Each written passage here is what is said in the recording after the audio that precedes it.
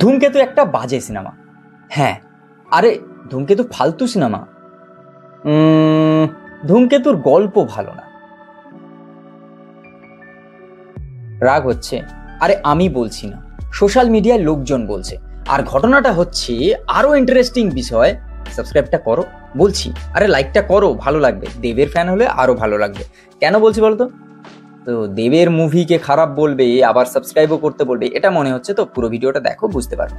এবার ঘটনাটা হচ্ছে, যখন এই সিনেমাটা রিলিজ হয়, ফার্স্ট ডে ফার্স্ট শো দেখে প্রচুর লোক লেভেলের রিভিউ দিয়েছে। মানে কেউ তো 5 স্টারের 5 স্টার দিয়েছে, এরকম। মানে কোনো সমস্যা নেই সিনেমায়, একদম সুপার ডুপার হিট, মানে ফাটাফাটি সিনেমা রিভিউ দিয়েছে। এবার অ্যাকচুয়ালি যারা এই রিভিউটা দিয়েছে, তারা এখন নিজেদের চ্যানেলে বা নিজেদের প্রোফাইলে এসে আবার নতুন করে ভিডিও বানিয়ে সেই সিনেমা নিয়ে জাস্টিফিকেশন দিচ্ছে। মানে এই ধরো, এই সিনেমাটা কেন তারা ভালো বলেছে, বা এই সিনেমার গল্পটা কেন তাদের ভালো লেগেছে, সেটা নিয়ে আবার ভিডিও বানিয়ে দর্শকদের বোঝাতে হচ্ছে। কেন বলতো? ওই যে দর্শক সবাই সিনেমা দেখার পর খেপে গেছে যে সিনেমাটার মধ্যে গল্পের কোনো তালমিল নেই, সিনেমার স্ক্রিন প্লে ভালো নয়, সিনেমায় অনেক স্টক ফুটেজ ইউজ করা হয়েছে, মনে হচ্ছে যেন সবকিছু শুটিং ঠিকঠাক হয়নি, ইনকমপ্লিট থেকে গেছে। এবার ঘটনা এত কিছু হওয়া সত্ত্বেও তারা যাদের রিভিউ দেখে সিনেমা হলে যায়, তারা বলছে সিনেমাটা ভালো। এবার তাতে তো দর্শকরা খেপে গেছে। খেপে যাওয়াতে যারা ভালো রিভিউ দিয়েছিল, তারা আবার ভিডিও বানিয়ে পুরো গল্পটা স্পয়লার সমেত বোঝাচ্ছে। এবার বোঝাতে কেন হচ্ছে? তার কারণ হচ্ছে, সত্যি এই ঘটনাটা আবার কি, ডিরেক্টরকে একজন কোশ্চেন যখন করছিল সিনেমা হলে, তোমরা দেখে থাকবে হয়তো ভিডিওটা, যে এই সিনেমাটা হঠাৎ দেব কেন এতজনকে নিয়ে একসঙ্গে মরতে গেল, সুইসাইড করতে গেল কেন, কি কিসের জন্য ভাই? ওইভাবে বম ফেটে কি, মানে এটা কেন হলো?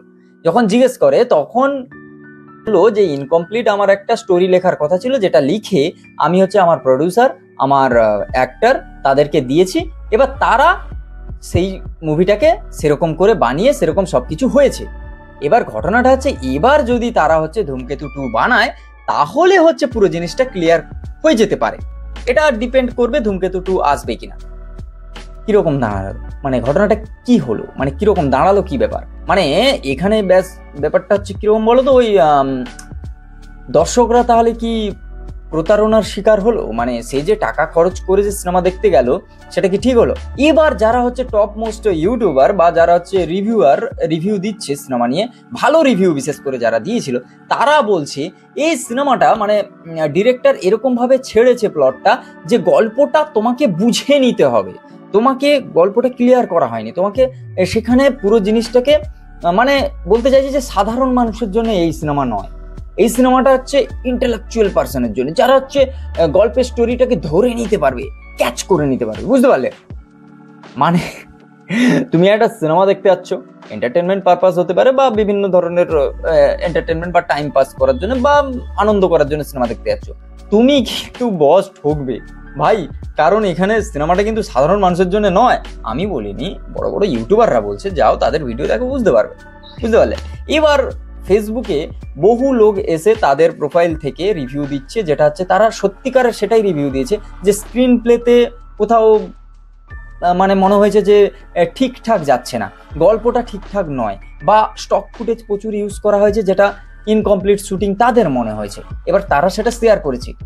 মা কালী বলছি, তাদের কমেন্ট বক্সগুলো গিয়ে দেখো, এত গালাগালি দিয়েছে দেব ফ্যানেরা, রীতিমতো তাদের তো হুমকি আসছে যে প্রোফাইল থেকে ভিডিওটা ডিলিট করো, না হলে অবস্থা খারাপ। মানে সত্যি কথা, একটা সিনেমা নিয়েও এরকম হচ্ছে ভাই। এবার ভাবছি বড় বড় ইউটিউবাররা কেন হচ্ছে ভালো বলে পালিয়ে গেছে। অ্যাকচুয়ালি কৌশিক গাঙ্গুলির সিনেমা যেমন হয় তেমনই হয়েছে। এবার সবাই ভেবেছে দেব শুভশ্রীর সিনেমা, মানে অ্যাকচুয়ালি মার্কেটিংটা ভুল করা হয়েছে। দেব শুভশ্রী 10 বছর আগে ফিরছে, 10 বছর আগে ছিল, 10 বছর আগে ছিল, 10 বছর পরে ফিরছে। এবার দেব শুভশ্রীর রোম্যান্টিক, দেব শুভশ্রীর প্রেম দেখানো হবে, মানে লোকে তাই ভেবে নিয়েছে। কিন্তু অ্যাকচুয়ালি তো দেব শুভশ্রীর ফিল্ম নয়, ফিল্মটা সবার।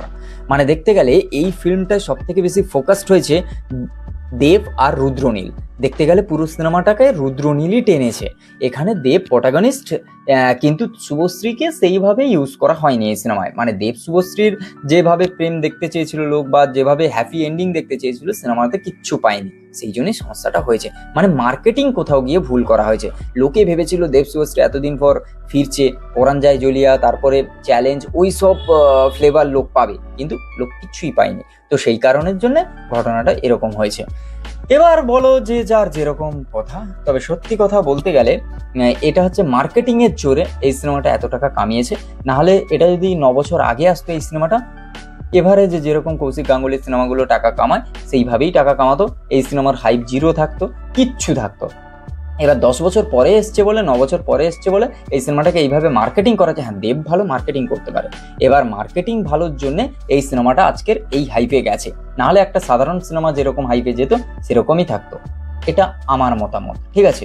এবার কমেন্ট বক্স তো খোলা আছে, নিজের মতামত জানাতে পারো, গালাগালি বাদে, কারণ গালাগালি যারা দেয় তাদের ভালো মানুষ বলে আমি। চলো আজকের ভিডিও এই পর্যন্ত। যদি ভালো লাগে like, comment, share and subscribe my YouTube channel. আর নিজের মতামতটা অবশ্যই কমেন্ট বক্সে জানিয়ে যেও। দেখা হচ্ছে খুব তাড়াতাড়ি।